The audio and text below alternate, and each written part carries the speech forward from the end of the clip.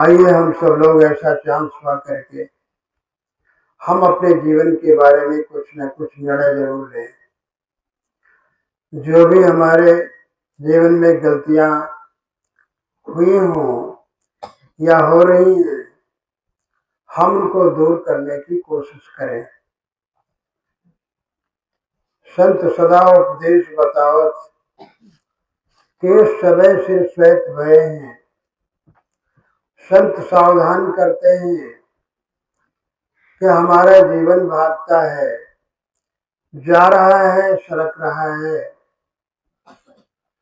और हम अपने जीवन में जो मुख्य कार्य है अपना कल्याण, आत्म कल्याण, वो नहीं अभी कर पाए हैं।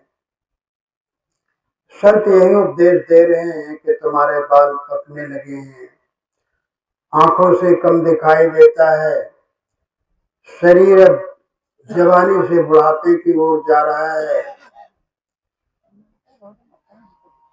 तो आइए हम सब लोग अपने आत्म कल्याण के लिए भी प्रयत्नशील रहें। आप सब लोग प्रयत्नशील हैं। आप सब लोग यहाँ आए, हम लोग इतने दिनों के बाद आए हैं। कुछ समय बीता है, गुजरा है, कई साल लगभग हुए, सत्संग हुआ है।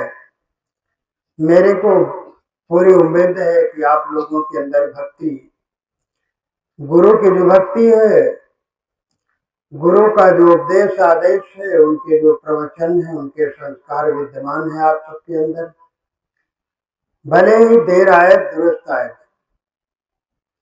हम लोग देर से आए, आप लोग भी देर से मिले, लेकिन हम देखते हैं कि हमारे भक्त सब दुरुस्त हैं, सब ठीक है। भले हमसे न मिल पाए हो और मिलन न हो पाया हो, कोई बात नहीं है, लेकिन श्रद्धा में, भक्ति में, संतों से मिलने में कोई हिचकिचाहट नहीं है और कोई कमी नहीं है। आप सब लोग सुन करके हर्षित होकर के आप सब लोग अपना अपना घर छोड़ करके आए हैं और यहाँ संतों के दर्शन आए और उनके विचारों को सुनने, समझने और लेने के हेतु आए हैं। जिज्ञासा मौजूद है, भक्ति जिंदा है, गुरु का उपदेश मौजूद है। आप हम समझते हैं कि इसी तरह हम अपना जीवन जरूर सदगुरु संतों में लगाए रखें, ताकि हमारी आने वाली जो पीढ़ी है वो कहीं वंचित न हो जाए ज्ञान से, आत्मज्ञान से, धर्म से, सदमार्ग से कभी विचलित न हो जाए। जो हमारे जीवन में कहीं खटास आ जाए, त्रुटियां आ जाए, गलतियां आ जाए और हमारा कुल परिवार, हमारा जो वंश है वह कहीं गलतियों की तरफ चला जाए, कहीं बिगाड़ न हो जाए, जो पतन की ओर जाएगा तो हमारा भी पतन होना निश्चित है, बदनामी होगी, हम लोग सब क्या हो जाएंगे। संतों ने बड़ा उपाय किया है, बहुत कोशिश किया है, घर घर में जाकर आप सबको चिताया है और देश दिया है, और आप लोगों ने, धन्यवाद है कि आप लोग माने हैं और मान करके संतों की वाणी को लेकर उनके उपदेश आदेश का पालन करते हुए चल रहे हैं, चलते रह रहे हैं। लेकिन ध्यान हमें ये देना है कि अपनी संतानों की ओर देखना है। आज का युग बहुत बदल चुका है, बहुत सी ऐसी चीजें आ गई हैं जो पतन की ओर ले जा रही हैं। तमाम मोबाइल घर घर हो गए, बच्चों के पास आ रहे हैं, बच्चे ज्यादा मोबाइल देखते हैं। आप सब लोग जानते हैं, बूढ़े नहीं देखते हैं, लेकिन बच्चे ज्यादा देखते हैं। उनके मन विकृत न हो पाए, मन विचलित न हो पाए, पतन न होने पाए, उनके संस्कार कहीं बिगड़ने न पाए, आदर्श स्वभाव न बिगड़े, आहार व्यवहार कहीं गंदे गलत न हो जाए, जो वह स्वयं डूब जाए, हमारे वंश को भी डुबा दें। ऐसे ऐसे वीडियो लोग डालते हैं, देखेंगे बहुत गंदे से गंदे। बचना है और बचाना है। इसलिए हमारे संतों ने शुरू से बोले हैं, भजन के माध्यम से, प्रवचनों के माध्यम से बोले हैं कि संगत अच्छी करो, संतों की संगत करो, खासकर संतों की, सज्जनों की संगत करो, तो निश्चित तुम्हारे में सज्जनता बनी रहेगी, दया करुणा प्रेम की आवश्यकता है। जब दया करुणा प्रेम हमारे आप में मौजूद रहेगा, शुद्ध बुद्धि रहेगी, शुद्ध विचार रहेंगे, शुद्ध आचरण रहेंगे, शुद्ध खान पान रहेंगे, तो निश्चित है हमारे गांव में, हमारे समाज में, हमारे घर में, पति पत्नी में, पिता पुत्र में, गुरु शिष्य में, गांव घर में, पास पड़ोस में हमारे किसी तरह की उलझन, खटास, झगड़ा झंझट, वैर, ये सब नहीं होंगे। और यही सब आदमी को जीने से सही से नहीं देते। बैर आना, झगड़ा झंझट होना, जाति व्यवहार को लेकर के, वर्ण को लेकर के उलझन में पड़ना। आप यहाँ देख लीजिए, कोई भी यहाँ पर कोई भी व्यक्ति आ जाए, अनजान आ जाए, और आप सबको न जानता हो, और आ जाए 100 कोस का आदमी, और बहुत बड़ा पंडित आ जाए, बहुत बड़ा वैज्ञानिक आ जाए, और वो यहाँ बैठ करके ये कह दे, बता दे कि ये फला जाति है, ये फला वर्ग के, ये फला कुल गोत्र के, नहीं बता पाएगा। क्योंकि प्रकृति ने, कुदरत ने किसी की जात नहीं बनाया, मनुष्यों को जात बनाया है तो तमाम पेड़ पौधों में, जानवरों में जात बनाया है, अलग अलग सब में।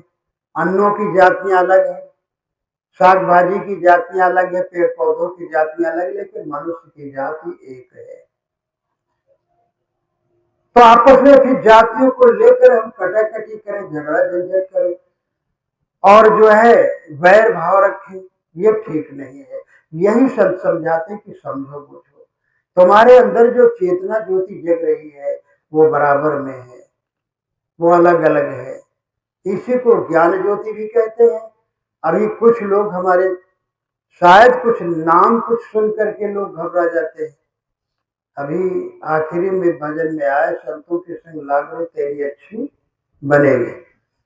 भाई संतों ने कहा कि भाई तुम्हारी अच्छी बनेगी, संतों के साथ में लगो तो तुम्हारा गलत नहीं होगा, नुकसान नहीं होगा, बल्कि बुद्धि ज्ञान और परमार्जित हो जाएगा, परिवर्तित हो जाएगा, बदल हो जाएगा। मन में जो विकार है, जो गर्दा गुब्बार है, जो वैर है, जो द्वेष है, जो ईर्षा है, जो कटता है, जो मलिनता है, वो एकदम साफ हो जाएगी, धुल जाएगी संतों की संगत से। लास्ट में आया है कि कहे कबीर सुनो भाई साधो, राम भजन में लागरे। अब राम भजन, एक राम दशरथ के पुत्र हुए। आप लोग समझेंगे कि एक कबीर पंथी होकर के और पारखी होकर के कैसे राम का भजन करो। अरे राम कौन अच्छा काम किए भाई। तमाम लोगों के अंदर ये भावनाएं है। मैं समझ रहा हूं आज के युग में ये सब चल पड़ा है, राम का एक नाम किसी का सुन करके, लेकिन घबराइए नहीं। संत कबीर साहब उस जमाने में पैदा हुए जब राम नाम का बहुत बड़ा बोलबाला था, हरे कृष्णा हरे रामा का बहुत बड़ा बोलबाला था उस जमाने में। यहाँ तक कि रामानंद जी महाराज राम राम राम राम दशरथ के राम, दशरथ के आंगन में खेल रहे थे, झुनझुनिया पहने हुए थे, बाल्य अवस्था में थे, फिर शादी रचाए थे, फिर जंगल में गए थे पिता का आदेश पालन करने के लिए 14 वर्ष के लिए। हे प्रभु हे राम वही राम, हम उस राम को जप रहे। तो कबीर साहब ने कहा, रामानंद राम रस माती कहें कबीर हम कहते था कि दुनिया के लोग रामानंद जी राम राम में रमे हैं, लेकिन असली राम को उनको पता नहीं राम कौन है।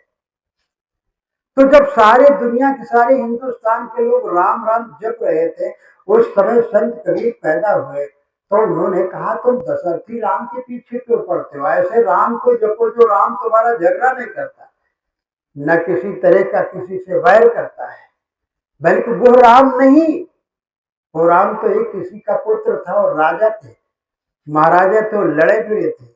और राजाओं का काम है कभी लड़ना भिड़ना, कभी अच्छा भी कार्य करना, कभी दान धर्म करना, कभी प्रजा का पालन करना, उनका लालन पालन करना, कभी प्रजा से दंड लेना, जेल देना, सताना, कभी शिकार करना, तो कभी ऋषि मुनियों के पास जाना, मुझे दंड प्रणाम करना है, राजाओं का काम रहता था। वैसे राजा राम थे, लेकिन असली राम तुम्हारे हृदय में जो बोल रहा है वही राम है। संत कबीर कहे थे, राम नाम का मर्म है आना। कबीर साहब ने कहा राम के नाम का मर्म दूसरा है, इसको समझो। वो दशरथ के राम को कबीर साहब ने नहीं जपा। राम भजन में लागो, तुम अपने नाम में लगो, तुम्हारा अपना राम स्वयं हो तुम। वह दशरथ नहीं, उनके अंदर भी राम रमा था, जो रमा था वही राम, राम वो नहीं है। तो साहब ने उस अंधविश्वास से, उस पाखंड से, उससे हटा करके असली चेतन राम, आत्मा राम में लगाया। कहा इसमें रहो, तुम्हारे हृदय में जो बोल रहा है, जो ज्ञान विज्ञान कर रहा है, जो कह रहा है कि मेरी आंख, मेरी नाक, मेरे कान, मेरे पांव, मेरे हाथ, मेरी उंगली, ये कहने वाला जो है वही राम है, वो राम नहीं। इस राम को भजो। तुम तो उस राम के पीछे क्यों पड़ते हो, ढूंढते हो, जंगल में हो, अयोध्या में हो, ढूंढो जाकर के। ये राम किसी का कच्चा बच्चा नहीं है, ये राम किसी का पुत्र पुत्री नहीं है। शरीर का जन्म होता, लेकिन ये राम जो रम रहा है तुम्हारे अंदर, जो आत्म राम, वह जन्म नहीं लेता है, न उसकी मृत्यु होती। और दशरथी, जो दशरथ पुत्र राम थे, वो जन्म भी लिए, खेले खाए और शरीर भी छोड़ दिए, चले गए। लेकिन ये जो राम रमा है सबके हृदय के अंदर, ये कभी न जन्म लेता है, न इसके कोई माई बाप है, और न इसका जो है मरण भी होगा। जो जन्मा नहीं तो मरेगा क्या, शरीर जन्मा है और वो मरेगा। इसलिए इस भजन में लगो, अपने राम में लगो, अपने भजन में लगो, अपने ध्यान में लगो, अपने आप को, स्वयं को पहचानो। मानो तुम पहचान लिए तो परमात्मा को पा गए। इसके लिए राम भजन में लागो। तुम दुनिया के प्रपंच छोड़ो, लड़ाई झगड़ा छोड़ो, तो अपने आप की तरफ घूमो, टटोलो, इसमें देखो, इसी में तुम्हें प्राप्त होगा, तुम्हें देखेगा। इसलिए जरूरी है कि हम सत्संग करते जाएं, और सत्संग जब करते रहेंगे, संतों के यहाँ कहीं भी सत्संग सुन पाओ, एक बात तो जरूरी ध्यान देना है कि जहां कहीं भी नाच नौटंकी होती हो, जहां से पतन होना है बच्चों के, और आप सबके बुद्धि विचार संस्कार सब बिगड़ जाने हैं, वहां पर अपना धन न खर्च करो, वहां पर बुलाने से भी न जाओ। लेकिन जहां पर ज्ञान की बातें होती हो, जहां संतों का समागम होता हो, वहां कोई निमंत्रण दे अथवा न दे, तो वहां फिर समय निकाल करके जाना चाहिए, ज्ञान अर्जन करना चाहिए, संतों के दर्शन करने चाहिए, कुछ ना कुछ वहां जा करके कुछ लेना चाहिए। ये न देखो आज हमें न्योता नहीं आया, अब की बार ये नहीं हुआ, बुलावा नहीं आया, एक कभी नहीं ध्यान देना। इसलिए संतों की संगत में लगते रहो, और जब संतों की संगत करते रहोगे तो निश्चित है हमारे परिवार में जो आने वाली नई जनरेशन है, नई पीढ़ी है, ये भक्ति से कनेक्शन जुड़ा रहेगा, और भक्ति के द्वारा ही आप सबका उत्थान होगा। और जहां हम गुरु छोड़ दिए, भक्ति छोड़ दिए, माला मंत्र छोड़ दिए, सत्संग छोड़ दिए, संतों से हम बैर कर लिए, फिर पतन रखा रखाया है, पतन हो जाएगा। परिवार और समाज, हमारा देश दुनिया का बिगड़ जाएगा। संत न होते जगत में जल मरता संसार, सब संसार जल रहा है। यह जग जलते देख या अपनी अपनी आग, ऐसा कोई ना मिला जासो रहिए लाज। शायद कहते संसार के लोग सब अपनी अपनी आग में सब जल रहे चारों तरफ, संत महात्मा सब बुझाने के लिए तैयार है, बुझा रहे हैं, बुझाते हुए आए। इसलिए सब तुम गृहस्थी में रहो, बच्चों को लालन पालन करो, पढ़ो पढ़ाओ, अच्छे कार्य करो, खेती बाड़ी व्यापार करो, खूब पढ़ो, मेहनत करके बच्चों को पढ़ाओ, और उन्नत तरक्की करो, अच्छे अच्छे कपड़े बनाओ, पहनो, अच्छे अच्छे घर बनाओ, नौकरी भी करो, लेकिन भक्ति भजन भी करो, संतों में जुड़े रहो। तो निश्चित है धर्म से, भक्ति से, गुरु से जुड़े रहोगे तो तुम्हारी तरक्की होगी, उन्नति होगी, तुम्हारा नुकसान नहीं होगा, बल्कि और दिन दुनी रात चल गई आपकी तरक्की होगी, आप सुखी रहेंगे, प्रसन्न रहेंगे। तो संतों से हमेशा लगाव रखिए। और हाँ, एक बात ध्यान रखिए, मैं एक छोटी सी बात कह दूं फिर रुक जाऊं, कि पहले लोग, मेरे जमाने में मैं छोटा था, तो पुरखे लोग क्या कहते थे, भैया आपकी बार साल बीत गया, कथा नहीं सुने। तो पंडित को बुलाकर, चाहे देवस्थान पर, चाहे किसी पूर्णमासी के मेले में, या अपने घर में बुलाकर पंडित जी को कथा सुन लेते थे। तो उनका मन फ्रेश हो जाता था कि भाई अब हम भगवान सत्यनारायण का कथा सुन ले रहे हैं, अब हमारे बढ़िया भगवान हमारे ऊपर बड़ी भलाई करेंगे। मतलब साल भर में 6 महीने में कहते थे भाई पुरखे की कथा जरूर सुनना चाहिए, ये रखते थे, चलो वो करते थे। लेकिन हम आपने कभी सोचा है कि गुरु इतने दिन से नहीं आए, संत इतने दिन से नहीं आए हमारे गांव में, तो भाई लो कथा ही समझो एक सुन ले, 5-2-4 साधुओं को बुलाकर, कोई हानि नुकसान नहीं होगा, नुकसान आपका नहीं होगा। एक थोड़ा नमक रोटी इकट्ठा कर दीजिए, बस भौरिया लगवा दीजिए। कोई जरूरी नहीं कि आप बड़ा भारी फंक्शन कीजिए, खीर पूरी को खिलाइए, हलवा पूरी खिलाइए, मेवा मिष्ठान डालिए, हम लोग कुछ नहीं चाहते। इसके लिए तो हम साधु ही नहीं हुए, हमें चाहिए भी नहीं। भक्तों से कह देते मेरे पीछे हमारे लिए दौड़ना नहीं, कहीं ये लाओ वो लाओ वो लाओ, जो रोज आप खाते हैं उसी में गुजर कर ले, चारपाई नहीं हम नीचे लेट रहेंगे, लेकिन हम लोग आए, थोड़ा बैठो सुनो समझो, हम तुम्हारे उद्धार के लिए हम लोग भेजे गए, जरूरी है आपका सुधार हो, उद्धार हो। हम नहीं चाहते 100 श्रृंगार दान दक्षिणा, हम नहीं चाहते अच्छा खाना पीना, हम चाहते हमारी जो देवियां है ये देवियां ही रहे। आप लोग देव पुरुष हैं, आप लोग देव पुरुष बनते चले जाए, आप लोग महान बने, सुखी रहे, अशांति दूर हो, दुख दूर हो, हम लोग यही चाहते हैं। तो साल भर में कम से कम, और साल भर में नहीं, झाड़ू रोज रोज लगता है, कपड़े रोज धोए जाते हैं, मुंह हम रोज धोते हैं, दांत रोज साफ करते हैं, घर आंगन रोज हम बहारते, और बहारना बंद कर दे तो, कपड़े धोना बंद कर दे, नहाना बंद कर दे तो जानवर ये गंदगी गंधाते नहीं है। ये जानवर गाय बैल आग साल भर नहीं नहाए, कोई बात नहीं, नहलाओ न नहलाओ तो गंधाएंगे, लेकिन मनुष्य का जीवन सबसे उत्तम कहा जाता है ना। लेकिन शौच करना बंद कर दे, दातून करना, नहाना, कपड़े धोना बंद कर दे तो आदमी एक जगह खड़े नहीं हो सकते, इतनी दुर्गंध आएगी। तो जैसे रोज रोज हम कपड़े साफ करते, रोज दांत साफ करते, रोज अपना शरीर धोते हैं, कपड़े धोते, आंगन झाड़ते, बुआते, बर्तन मांजते, अपना सब कुछ सफाई करके धूप अगरबत्ती लगाते अपनी दुकान में, मकान में अपने, और बढ़िया फ्रेश हो जाते हैं, बढ़िया मेकअप करते हैं, तेल लगाते हैं, कोई माताएं क्रीम पाउडर लिपस्टिक लगाती हैं, आप लोग सब तेल लगाते हैं, मांग खींचते हैं, तो देखते हैं कि हाँ भाई क्या कहीं आज जा रहे हैं, मतलब चेहरा मोहरा सब बदल जाता है।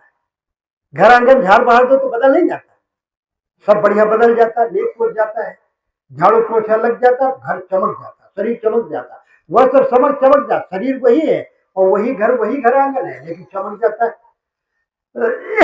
और लेकिन अगर झाड़ 1 हफ्ता 2 हफ्ता अगर घर न धोया जाए तो कैसा घर रहेगा, आप सोचो पहले, घर में मक्खियां भनभनाएंगी।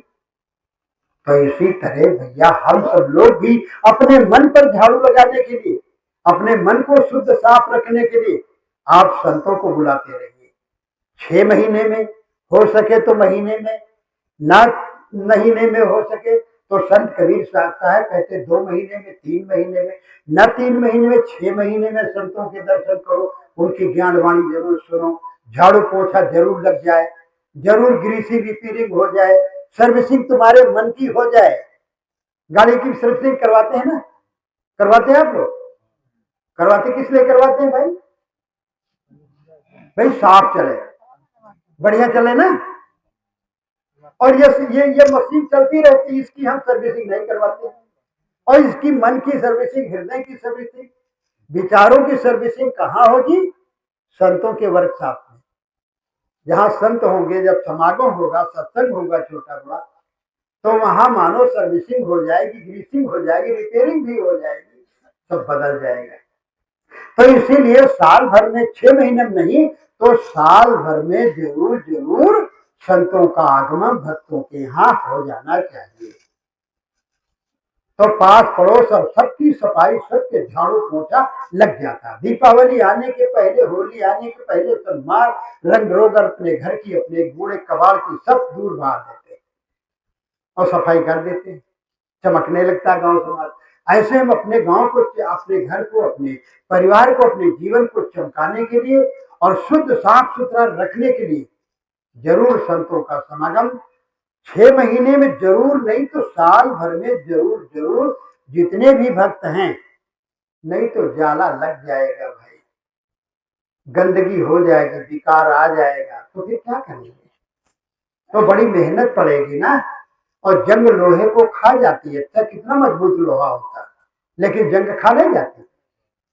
और साहेब कहते हैं गुड़ शिकली गर कीजिए, मने मसखला दे शब्द छोड़ना, छोड़ के चित दर्पण कर ले।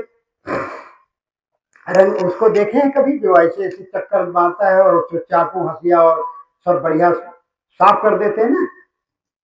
जंग लगी होती है तो औजार साफ कर देता है, सिकलीगर उसे कहते हैं। कबीर साहब कहते गुरु होते हैं, संत होते, सिकलीगर होते हैं।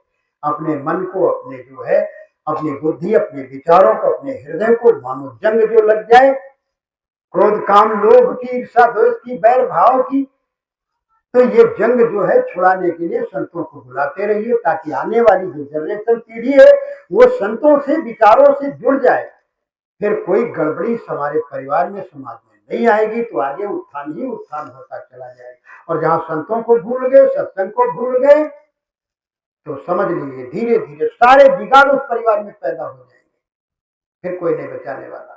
इसलिए आइए हम सब आप लोगों से निवेदन करेंगे और ये अनुरोध करते हैं, कल भी अनुरोध करेंगे कि जरूर जरूर आप चाहिए कि भाई खाना पीना, अरे खाने पीने तो आज तो भगवान सदगुरु की कृपा से कुछ कमी ही नहीं किसी के पास, तो थोड़ा खर्च कर दीजिए, थोड़ा दाल चावल या आटा ही खर्च कर दीजिए, थोड़ा संत महात्मा खा बना लेंगे और प्रवचन बढ़िया सुनाएंगे, आपको देंगे। ठीक, आपके द्वारा गांव वाले भी सुनेंगे। यहाँ अकेले कौन बुलाया है? डॉक्टर है और उनके पिताश्री यहाँ बुलाया और आप लोग सब आ गए। इन्होंने धन अन्न का दान किया है, समय का दान किया है, आप लोग भी इसमें समय का दान किए हैं थोड़ा थोड़ा, तो कितना अच्छा हुआ। इनके जरिए कितना इनको पुण्य लाभ मिला कि आपको बुला लिया, आकर्षित हो गए, आप लोग आ गए। तो इसलिए आप अकेले अगर संतों को बुलाएंगे, सत्संग करेंगे, करवाएंगे, तो आपको डबल पुण्य मिलेगा कि कितने लोग जो आकर के जुड़ेंगे संतों से, अच्छी बातों से और धर्म से जुड़ेंगे, भक्ति से जुड़ेंगे, तो कल्याण निश्चित है गांव का, हमारा, आपका, सबका होकर। इसलिए सत्संग करते रहिए। तो आओ एक भजन साथ साथ कर लेते, फिर चल देंगे हम सब लोग, विश्राम करो, समय हो गया। यदि साधु सत्संग करते रहोगे, यदि साधु सत्संग करते रहोगे, तो अज्ञान भव सिंधु तरते रहोगे, तो अज्ञान भव सिंधु तरते रहोगे। सकल शोक यो मोह फांसी कटेंगे, सकल शोक यो मोह कटेंगे, जो गुरुदेव मन सा विचरते रहोगे, जो गुरुदेव मन सा विचरते रहोगे। यदि साधु सत्संग करते रहोगे, तो साधु सत्संग करते रहोगे, तो अज्ञान भव सिंधु तरते रहोगे, तो अज्ञान भव सिंधु तरते रहोगे। सदा चैन से दिन कटेंगे तुम्हारे, सदा चैन से दिन कटेंगे तुम्हारे, जो भक्ति व सद्ज्ञान भरते रहोगे, जो भक्ति व सद्ज्ञान भरते रहोगे। यदि साधु सत्संग करते रहोगे, यदि साधु सत्संग करते रहोगे, तो अज्ञान भव सिंधु तरते रहोगे, तो अज्ञान भव सिंधु तरते रहोगे। सभी पाप संचित दबेंगे ये निश्चय, सभी पाप संचित दबेंगे ये निश्चय। जो पारख परख रंग रंगते रहोगे, जो पारख परख रंग रंगते रहोगे। यदि साधु सत्संग करते रहोगे, यदि साधु सत्संग करते रहोगे। तो अज्ञान भव सिंधु तरते रहोगे, तो अज्ञान भव सिंधु तरते रहोगे। हाँ, जो पुरुषार्थ हिम्मत व श्रद्धा न छूटे, जो पुरुषार्थ हिम्मत श्रद्धा न छूटे, तो अभी चले अमर हो, अमर ही रहोगे, तो अभी चले अमर हो, अमर ही रहोगे। यदि साधु सत्संग करते रहोगे, यदि साधु सत्संग करते रहोगे। शरीर मरेगा लेकिन तुम्हारे अंदर जो बोल रहा है, जो सारा ज्ञान विज्ञान कुछ कर रहा है, वह मरेगा ही कभी नहीं। तुम कभी नहीं मरोगे, मरना नहीं है, शरीर का मरना जरूरी है। फिर हमें शरीर मिलेगा, फिर सदगुरु संत मिलेंगे। अगर अच्छा कर्म करेंगे, अच्छा आचरण, तो मनुष्य के मनुष्य हम फिर होंगे, पशु पक्षी की ओर में नहीं जाएंगे। ये संत सब लगे हैं कि मैं तो खैरियत हूँ, आपको चला सजीवपुर जाए। सदगुरु कितने करुणाशील है, कहते हम तुमको खींच रहे हैं और तुम जमपुर की तरफ भागते जा रहे हो, तुम पशुओं की ओर भागते जा रहे हो। हम तुमको चाहते हैं कि तुम मनुष्यता की ओर आओ, आओ स्वर्ग में चले, आओ धर्म में जुड़े, भक्ति से जुड़े। इसलिए सदगुरु संतों से जुड़ते रहिए। आप लोग जुड़े ही हैं, ये बहुत बहुत धन्यवाद है। फिर आप लोग कल सुनिएगा, ज्यादा से ज्यादा को तादाद में आप सब लोग आए और बच्चों को भी जरूर लाएं, ताकि आने वाली जो पीढ़ी वो सुने समझे तो उनके अच्छे संस्कार बने। ठीक है, इन्हीं शब्दों के साथ हम अपनी वाणी को विराम देते हैं। बोलिए सद्गुरुदेव की जय।